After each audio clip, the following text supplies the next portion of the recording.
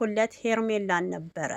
ለሱ ትዳር የምትሆን የምታከብረውና የምታፈቅረው ሩታ እንደማትገባው አውቃለሁኝ። ግን ወዶ አይደለም አልፈልግሽም ብሎ ያላት እያለ ነው የሚገኘው።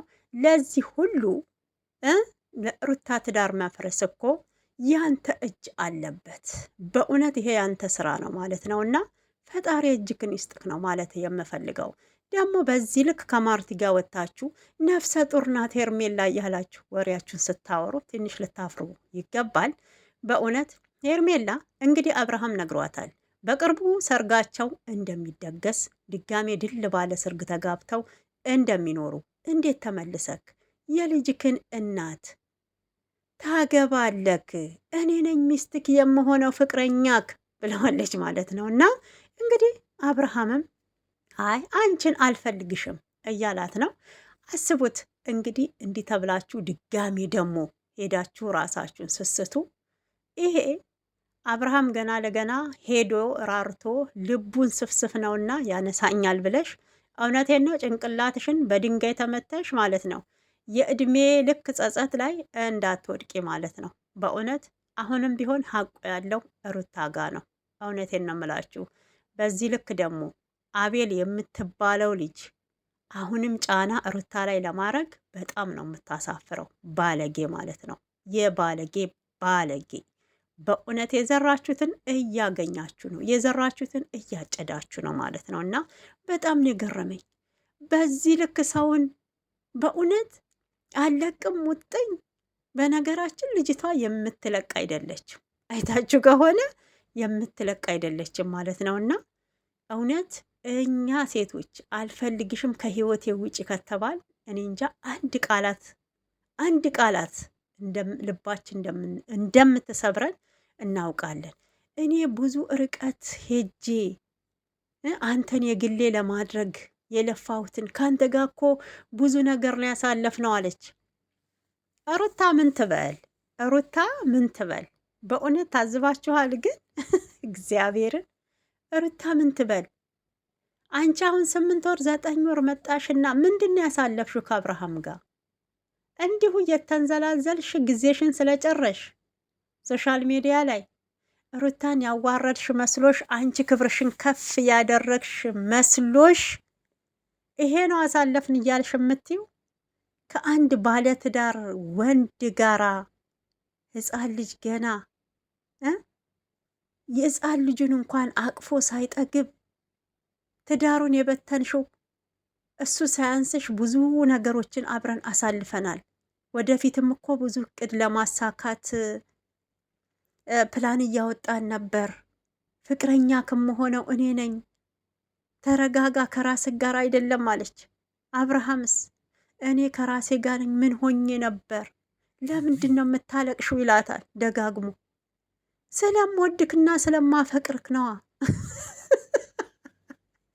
የቀለበት ጉዳይ ግን በጣም ዝቅ ያለው እግዚአብሔርን ነው የምላችሁና እንዴት ቀለበቱን ትረሳዋለህ ካለችው የቀለበታችንን ቀን አንተ እኮ ነህ ወደከኝና አፍቅረኸኝ። ወዶሽና አፍቅሮሽ ቀለበት ያረገልሽ እውነት ያለታ እኮ ቀለበት የተደረገው በነገራችን ላንቺ አልነበረም ፕሮግራሙ። ሁለት ምንድን ነበር? እኔ በእናታችሁ ይቅርታ እና የጽጌ ልደት ነው። የጽጌ ልደት ፕሮግራም እየተዘጋጀ ያለ አብርሃም ከዚህ ቀደም ቀለበት አርግልኝ ብለሽ ተንበርክከሽ ስትሰጪው ነበረ። እራስሽ ማለት ነው። እሱ ገዝቶትም አይደል እራስሽ ያመጣሽው ነው በነገራችን እንጂ ገዝቶ አምጥቶ አይደለም ቀለበት የታሰረልሽ። እዛ ጋር ግን ለቪዲዮ ድምቀት ተባለና በርከክ አለ። ገብቶሻል? ፕሮግራሙ ላንቺ የተዘጋጀ አይደለም ለማለት ነው። ሁለት ወፍ በአንድ ድንጋይ እንደሚባለው ማለት ነው። ገብቶሻል? ስለዚህ አሁን ላይ ልታፍሪ ይገባል። በጣም ልታፍሪ ይገባል። ለዚህ ሁሉ እንድትወርቂም ክብርሽንም እንደታጭ ያረገው ለአቤል ለአቤል የከፈልሽው ገንዘብ ነው። አቤል ጥቅማ ጥቅሙን ስለሚያውቅ የሩታን ህይወት በተነ። አብርሃምን የጠቀመው መስሎት ማለት ነው። አብርሃም ደግሞ የዋህ ሞኝ ስለሆነ በዛን ሰዓት ሩታዬ ነፍሰ ጡር ሆና በጣም ተበሳጭታ ከሆርሞኑ ጋር ጸባዩ ተቀይሮ ስለነበር እንደ ባል እውነቴን ነው መታገስ አቅቶት ሌላ ሴት ጋር ወሰደው። ማ አቶ አቤል በቃ እምታከብርክ እሷ ናት። ደግሞ አሁን ትናንት የሰሩትን ቪዲዮ ልብ ብላችሁ ተመልክታችሁ ተሆነ አቤልና ማርቲ ማለት ነው። ማርቲ ነካ የሰው ባል መቀመጥ ከዘራችሁ ነው። ሄርሜላ ከሩታ ላይ ቀምታ አብርሃምን ያዘች። አንቺ ደግሞ አቤል ጋር መጣሽ ከሶሲ ቀማሽ ማለት ነው። እንደው ይሄ በቃ ዝሙትን ማስፋፋት ከዘራችሁ ነው ማለት ነው። ምንም ነውር የለውም እናንተ መሀል ነው። ጥሩ ነገር እየሰራችሁ እንደሆነ ነው አሁን መቼም ለህዝቡ ለኦዲየንሳችሁ የምታቀርቡት። በጣም እኮ አሳፋሪ ነገር ነው፣ አሳፋሪ ነገር ነው ማለት ነው። እና ምን እንደማደርግ አላቅም። እኔ ትክክለኛ ሚስቱ ሄርሜላ ናት ብዬ ነው ያመጣችው። ከሩታ ጋር ያለው ነገር ደግሞ አብቅቷል። እንደዛ እያዋረደችው በጥፊ እየመታችው እሱን የታያችሁ። እኔ ምለው ሩታ አብርሃምን በጥፊ እየመታቸውን የታያችሁ። እሱ ሲያረጋት ከጥፊ በላይ እኮ ነው። ሁለት ነፍስ ሆናችሁ እሱ ከሌላ ሴት ጋር ለእሷ እኮ ይሄ ትልቅ ምን ልበላችሁ፣ እውነቴን ነው ትልቅ የውስጥ የልብ ውስጥ እኮ ቁስለት ነው ይሄ። ፊት ለፊት እኮ ይታያል ወይ ሰንበር ነው የሚያወጣው ፊት ለፊት ላይ የምትመቱት።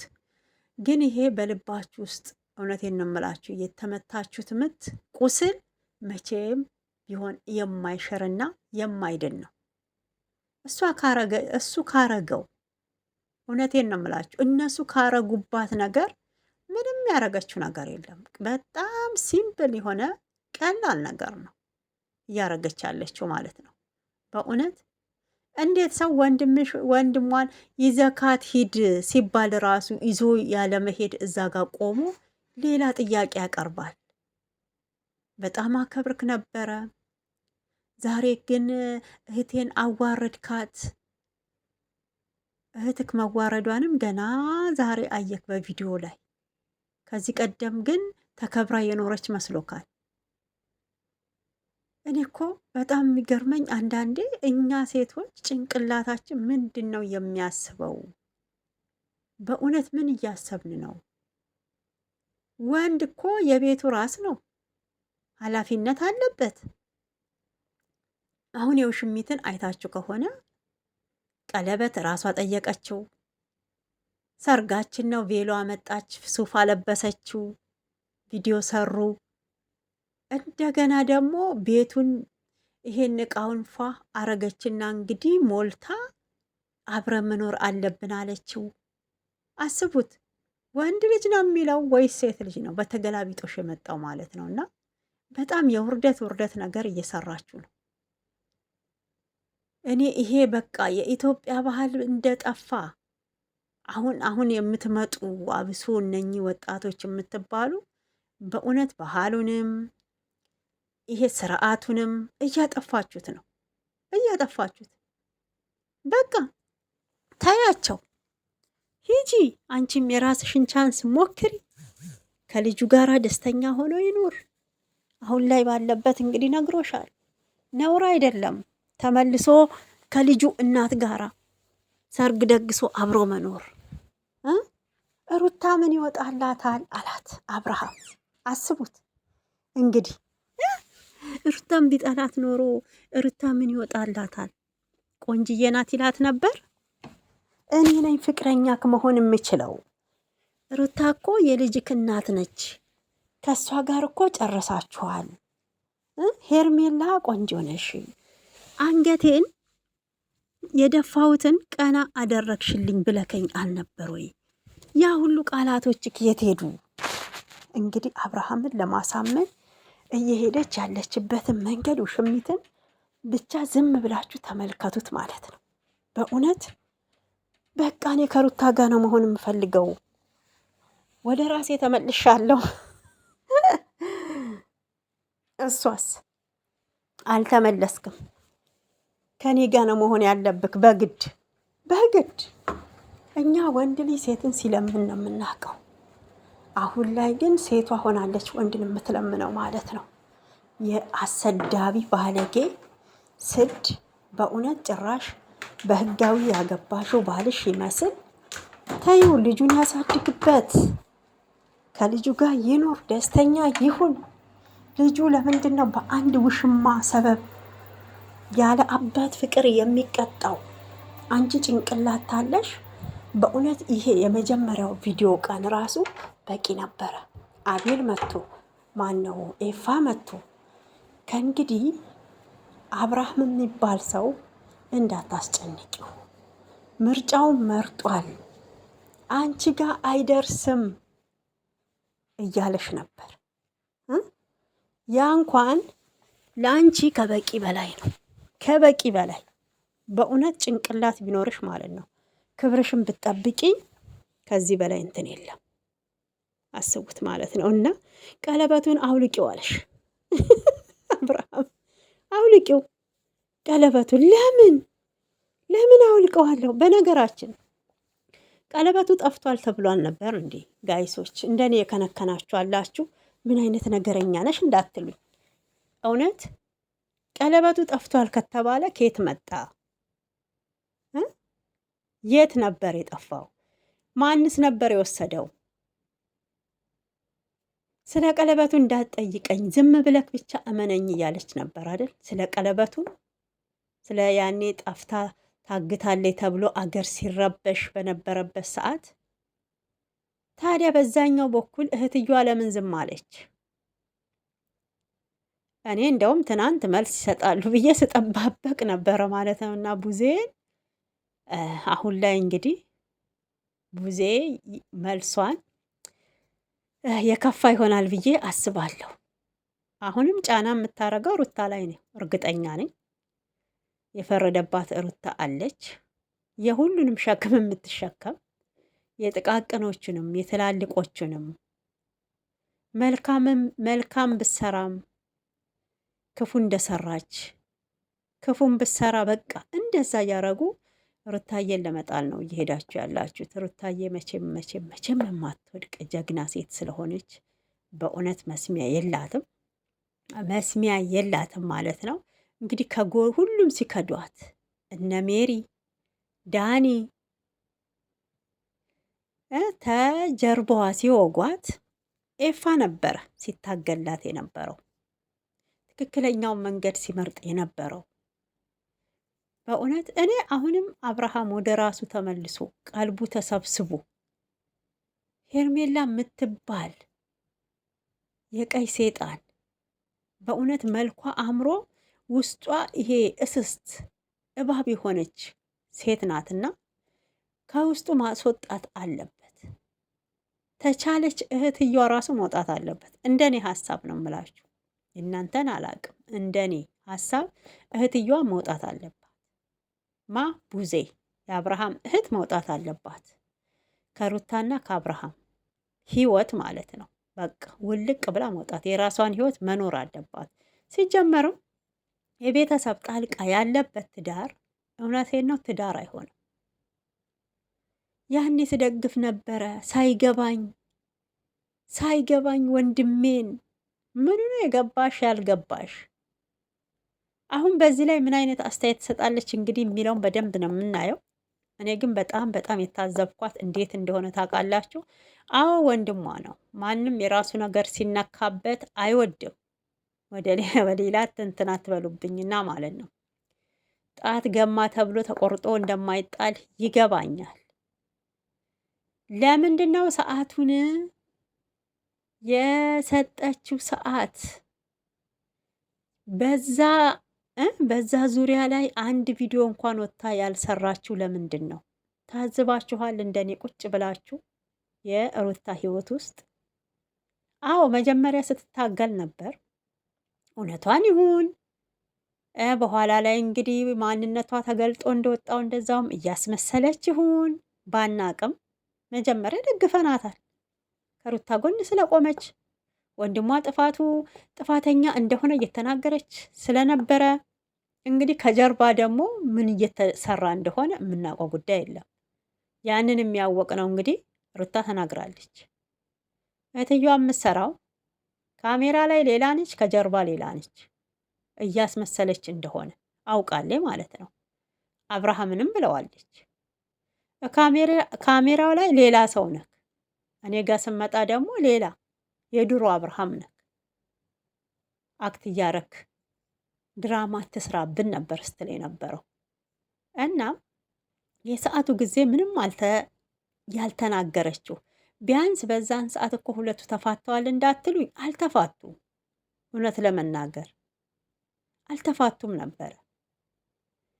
ግን በሀብሉ ጉዳይ ባለፈው እንደው በዛው እናንሳውና ወሬን ወሬ ያነሳው የለ ብሏል ያገሬ ሰው። በሀብሉ ጉዳይ በጣም እንደተቆጣች አይታችኋል። እዛ ቪዲዮ ላይ ምን ቤት ነሽና ነው የምትሰጪው? እንኳንም ያልተቀበለ ከወንድሜ ህይወት ራቂ፣ ብዙ ነገሮች ብላለች። በጣም ሁለቱ ደግሞ በፍጹም የሚግባቡ ሰዎች አይደሉም። በጣም ነው የምትንጣጣው ያቺ። ይሄ የማዳመጥ እንትኑ የላትም። ዴቭን አይታችሁ ከሆነ በቃ አይሞቀውም፣ አይደንቀውም፣ አይበርደውም። ነገሮችን በዚህም ያያል በዛም ያያል ረጋ ብሎ። ለምን? የራሱን ህይወት ነው። እዛ ጋር የራሱ ህይወት እንዳይበላሽ ይፈራል። እዚህ ጋር የእነሱንም ህይወት ማበላሸት አይፈልግም። ግን ሁለቱንም ሀይ ነው የሚለው እንጂ እንዲህ ከርቀት ሄዶ ነገሮችን ማገላበጥ በፍጹም አያውቅም። እንግዲህ አሁን እሱም ተገልብጦ ሌላ ሰው ሆኖ ሊመጣ ይችላል። ሰው አይደለን? ሰው እኮ ነን ጋይሶች። እና ምን ልላችሁ ነው፣ እንደገና ደግሞ ሩታም ባመጣችሁ በማን ነው አብርሃም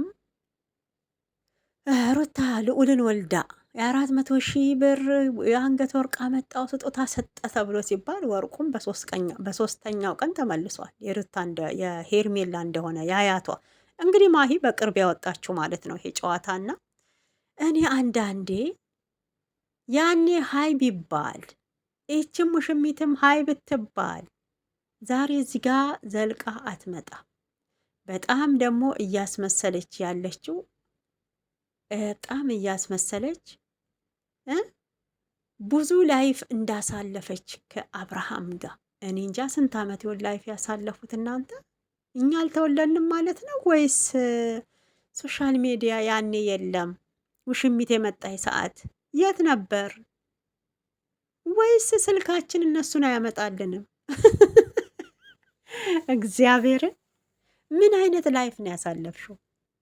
ሩታን ስታስለቅሽ የነበረው ላይፍ እንዳትይ። በእውነት እስሩ ተለጥፈሽ ሩታ እሱን እንኳን ለማናገር ጊዜ አልሰጥ ብለሽ እንግዲህ ማታ እሷ ላውራው ብለሽ ስትይ ጊዜ ምን ያህል እንደሰጡሽ ለአንዴና ለመጨረሻ ነው ማግኘት ያለብሽ። ተሰናበች፣ ናፍቆትሽን ተወጪ ብላ ተወችልሽ። አብርሃም በሚያወጣቸው ቃላት በጣም እየደነገጥሽ ነው። በጣም ማለት ነው።